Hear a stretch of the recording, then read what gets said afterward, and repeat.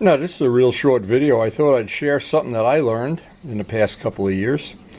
And this is a set of running lights that I had gotten at AutoZone. I got similar ones, actually the exact same ones, 3 years ago. And they have served me well right up into last week. And I want to show you what happened. Now, these are really bright LEDs. They don't drain the battery like regular bulbs would do. But after 3 years, one has lost one of the sides of the lights. Well, here's the bottom line. For $19 for 3 years, I guess that's acceptable, since I know some of the people that have put running lights like this, the ones that are made specifically for motorcycles, probably a little better quality, but they're about 10 times more money, maybe more than that, more money. Now, the other thing, these mount up so nice and easy. There's one bolt. I use one bolt to hold them on. The individual lights come apart with two self-tapping screws, and there's really just two wires, plus and minus. So the installation or the replacement is a matter of maybe 5 minutes.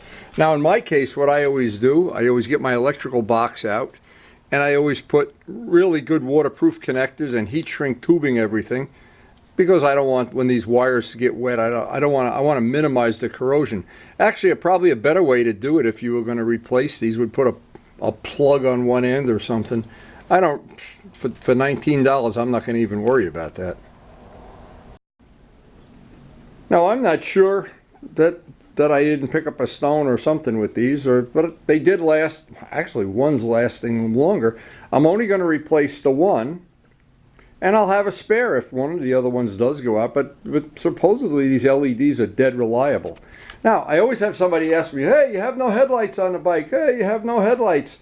Well, in this case, anybody that doesn't know, the headlights are buried in the fairing, and they're the same, basically the same kind of bulbs.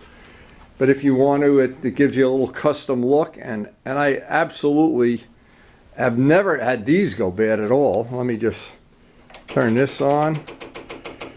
And that turns the lights on.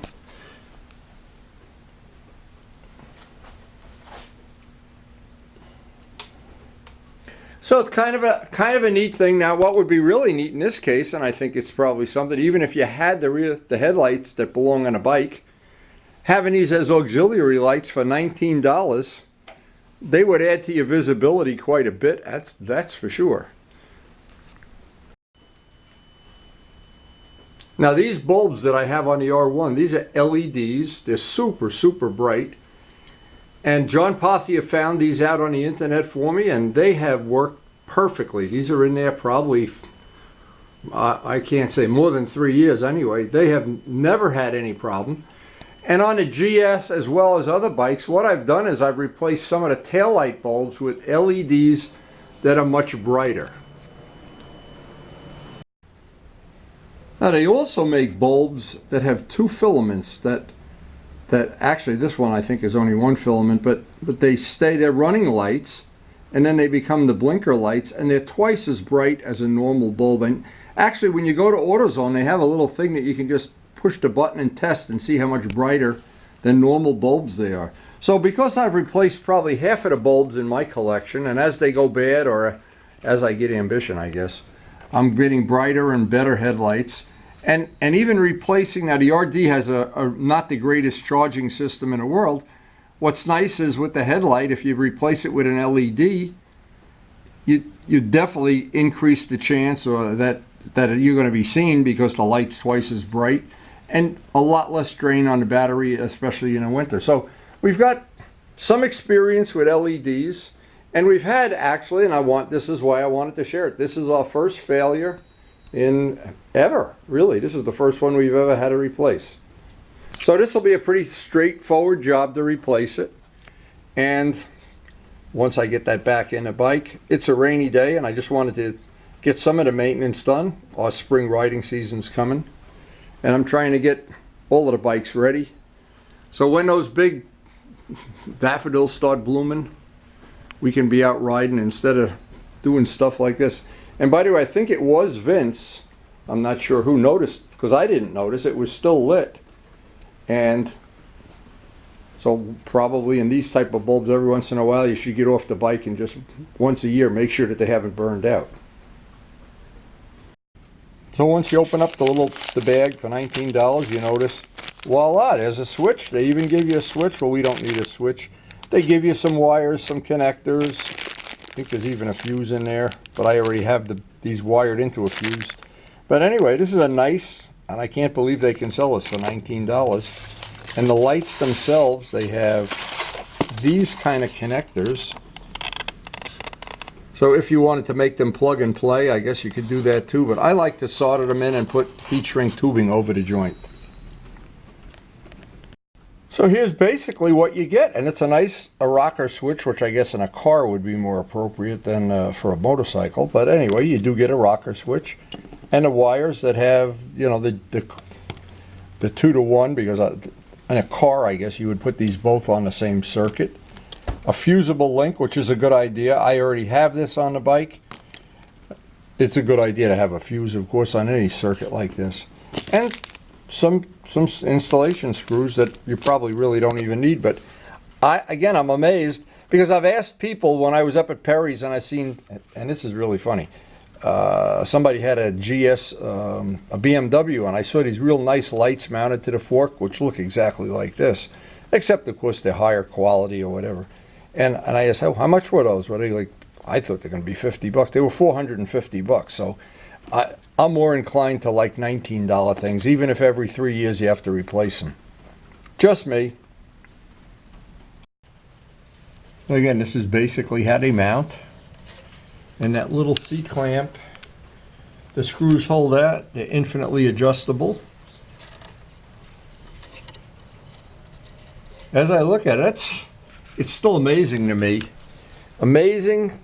Running lights are always a good idea, that's for sure, and they're on all the time. Of course, cars almost all have them.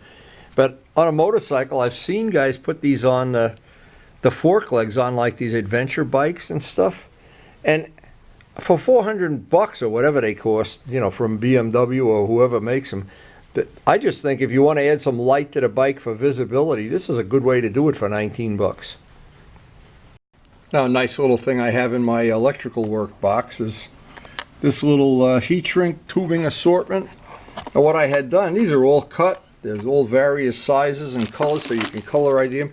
I had bought these long strips and I was cutting them down. This makes it so much easier for just a few bucks. Another good investment from Harbor Freight. Where else? Where else would anybody shop? And a whole job like this probably take less than an hour total. And we'll be done, totally done, and have new lights on the bike. I have the soldering iron heating up. I do like to solder the wires to make a permanent connection, just because I don't want to have them get wet or corrode after, well, who knows? Who knows how long I'm going to live? Yeah, you got the wires soldered and the heat shrink tubing on. Just waiting for the soldering iron to cool off now. As soon as that cools, I'll put the 2 screws back in, check that we have all 4 of those lights burning, and we'll be done. Now everything's installed here pretty nicely. That was just about as easy as it gets. Now here's another tip. These are really bright lights, and I don't want them because they're on all the time. I don't want to have them shining in the eyes of the oncoming traffic. So what I do is I wait till it gets dark tonight, and I'll put the bike in the driveway and walk out into the street and see if they're too obtrusive, because they are so bright that if you pick them up, they are, and I'm always afraid somebody's gonna blink and then drive into me or something. But they are really, I think they're the best value I've ever seen for $19 to add some visibility to your motorcycle, or I guess to your car.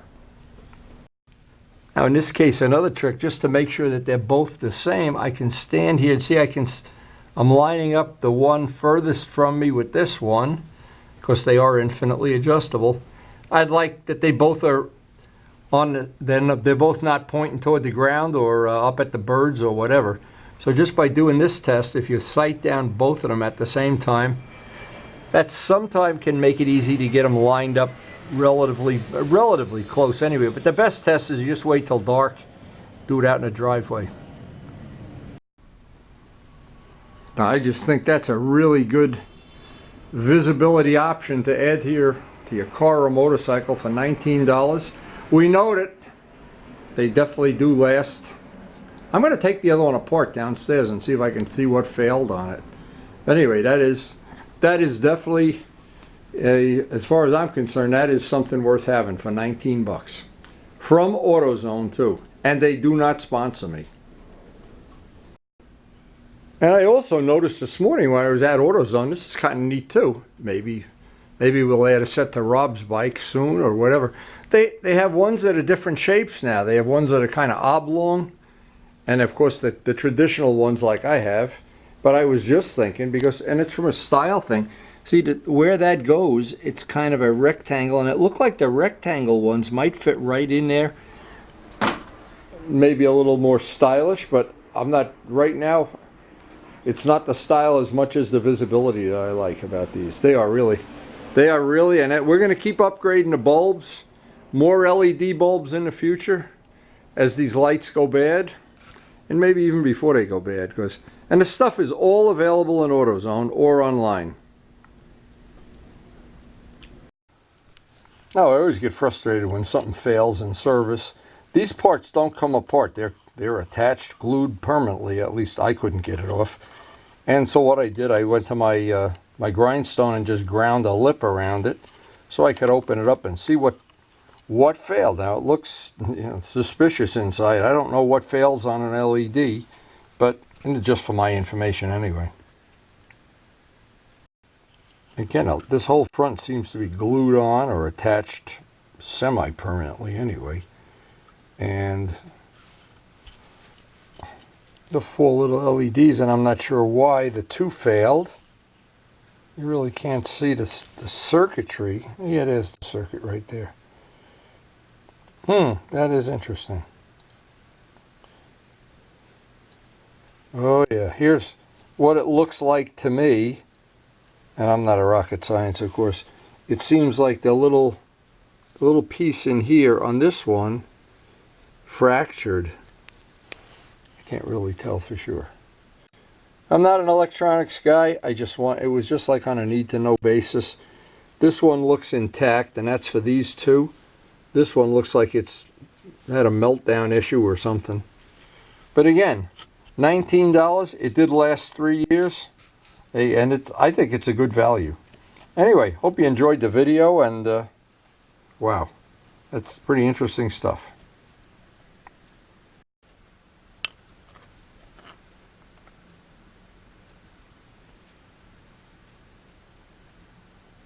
I just surmise that it's that little part there that's the issue. But of course I don't know for sure. But I just thought that's interesting, as long as this one can now go into the dumpster. Hey, and again, I hope you've enjoyed the video. Share it with your friends. And I want to thank all the people that share information on YouTube. Boy, I have used it to fix my ice maker, Glenn's Ducati, other fuel pump issues I've had. Priceless information. Thanks, everybody. And thanks for watching.